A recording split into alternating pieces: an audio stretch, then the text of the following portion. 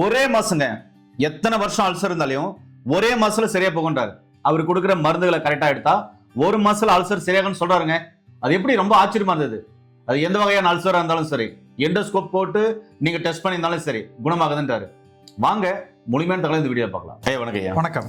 எத்தனை வருஷம் அல்சர் இருந்தாலும், குடல் புண்ணா இருந்தாலும், அல்சர் சிவியரா இருந்தாலும் நீங்க கொடுக்குற இந்த மருந்தை ஒரு மாசம் எடுத்தாவே கியூர் ஆகும் அப்படின்றீங்களே, எப்படி அவ்வளவு நம்பிக்கையா சொல்றீங்க? அது என்ன மருந்து ஐயா? இது ஒரு அல்சருக்கான, அதாவது அமிலத்தன்மை குறைக்கிறதுக்கும் வயிற்றில் இருக்கக்கூடிய புண்ணை ஆத்துறதுக்கும் தூர்ப்பு தன்மையை கொடுத்து அந்த மியூக்கஸ் மீண்டும் வர்றதுக்கான மூலப்பொருட்களோட இதை மாத்திரை செஞ்சிருக்கோம். இதை நம்ம பொடியா செஞ்சு எல்லாத்துக்கும் கொடுத்துட்டு இருந்தோம். ஆனா ஒரு வேளைக்கு 1 கிராமுக்கு மேல சாப்பிடக்கூடாது, 1 கிராமே போதும் அப்படிங்கறதுனால நாம இந்த மாத்திரைக்குள்ள போட்டு கொடுக்குறோம். ஓகே.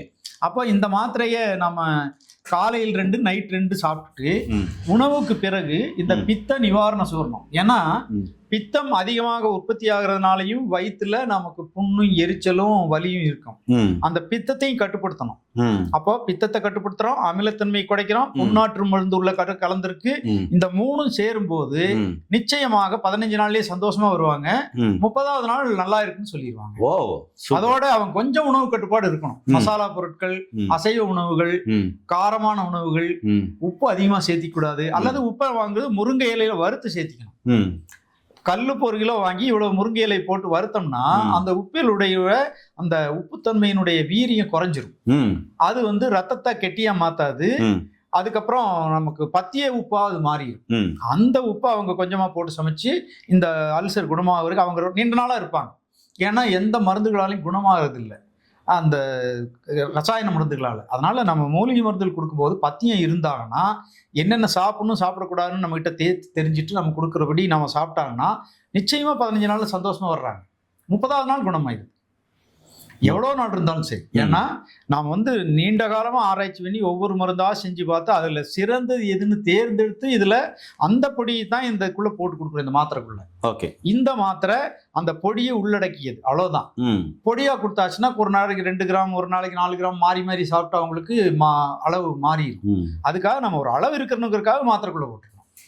இதை 2 காலையில நைட்டு உணவுக்கு முன் சாப்பிடணும். உணவுக்கு பின் பித்த நிவாரண சூர்ணம் 1 ஸ்பூன் வாயில போட்டு கொஞ்சம் தண்ணி குடிச்சிட்டா போதும். Okay okay. இது நான் டெய்லியும் சாப்பிட்றேன். இது நல்லா இருக்கு. ரொம்ப நல்லா ஜீரணம் ஆகுது, பித்தம் ஆகுறதுல, உடம்பு சூடாகிறதுல இல்ல. இது 1000 வேலை செய்யும். ஆமா, நிறைய வேலை, நிறைய பிரச்சனைகள். மென்டல் டென்ஷன் குறையும், நல்லா தூக்கம் வருது. பிடிவாதம் பிடிச்ச குழந்தைக்கு பிடிவாதம் குறையும், நினைவாற்றல் குறைஞ்சவங்களுக்கு நினைவாற்றல் வரும், மன அமைதி கிடைக்கும். அதுவோ கை எரிச்சல், கால் எரிச்சல், கண் எரிச்சல், எங்கேயாவது எரிச்சல் இருக்கும், யூரின் எரிச்சல், எல்லா எரிச்சலையும் இது நீக்கும். யூரின் எரிச்சலுக்கு மட்டும் இதை சாப்பிட்டு இளநீ மேல குடிச்சுட்டா இளநீ இதுவும் சேர்ந்து யூரின் எரிச்சல் அப்பவே நிறுத்தி. இந்த மாதிரி 1000 வேலை செய்யக்கூடியது இந்த பித்த நிவாரணம். எல்லாரும் இன்னொன்னு பண்ணலாம். இதை டீ மாதிரி கூட வச்சு குடிக்கலாம். இதை காலை இதே இனிப்பதான் இருக்கு. இனிப்ப இருக்கு. நம்ம இதை 1 ஸ்பூன் 1 டம்ளர் தண்ணிக்குள்ள போட்டு கொதிக்க வச்சு தேவைப்பட்டா நாட்டு சக்கரை கொஞ்சம் போட்டு அப்படியே குடிச்சுக்கலாம். குடிச்சாச்சுன்னா காலையிலேயே பித்தம் குறைஞ்சிரும். எந்திரிக்கும் போது பிச்சம் குறைஞ்சிரும். சாயங்காலம் 5 மணிக்கு குடிச்சா 5 மணிக்கும் பித்தம் குறைஞ்சிரும். இந்த 2 வேளை அப்படியும் குடிச்சுக்கலாம். 3 வேளையும் உணவுக்கு பின்னும் சாப்பிட்டுக்கலாம், உணவுக்கு முன்னும் சாப்பிடலாம். மாத்திரை இல்லாம இதை மட்டும் கூட சாப்பிட்டுட்டு இருக்கலாம் பித்தம் உள்ளவங்க. இந்த மாதிரி பித்தத்தை குறைக்கணும், அமிலத்தன்மை குறைக்கணும், தூர்ப்பு கொடுத்து புண்ணாத்தணும். இந்த அடிப்படையில் நாம் இதை செஞ்சிருக்கிறதுனால அது வேகமா வேலை செஞ்சது. போய் பட்டா உடனே அந்த புண்ணு மேல பரவி அப்படியே புண்ணு ஆத்திடும். அருமைங்கய்யா. ஏன்னா உங்களுக்கும் பல வருஷம் அல்சர் இருக்கா? கவலையப்பட வேண்டாம். கீழே போற நம்பருக்கு கால் பண்ணுங்க. படிச்ச பட்டதாரி மருத்துவ மூலம் இந்த மருந்துகள் கொடுக்கறது வாங்கி சாப்பிட்டு நோய் நொடி இல்லாம ஆரோக்கியமா இருங்க. அல்சர் கம்ப்ளைண்ட் யாருக்கெல்லாம் இருக்கோ அவங்களுக்கு எல்லாருக்குமே இந்த வீடியோவை ஷேர் பண்ணி விடுங்க. இந்த வீடியோவை ஷேர் பண்ணி வச்சுக்கோங்க. மீண்டும் ஒரு அருமையான பதிவில் சந்திக்கும் வரை உங்களது விடைபெறுவது குடும்பத்தில் ஒருவனாக உங்கள் அன்பு சோனாரிதாஸ். நன்றி, வணக்கம். வணக்கம்.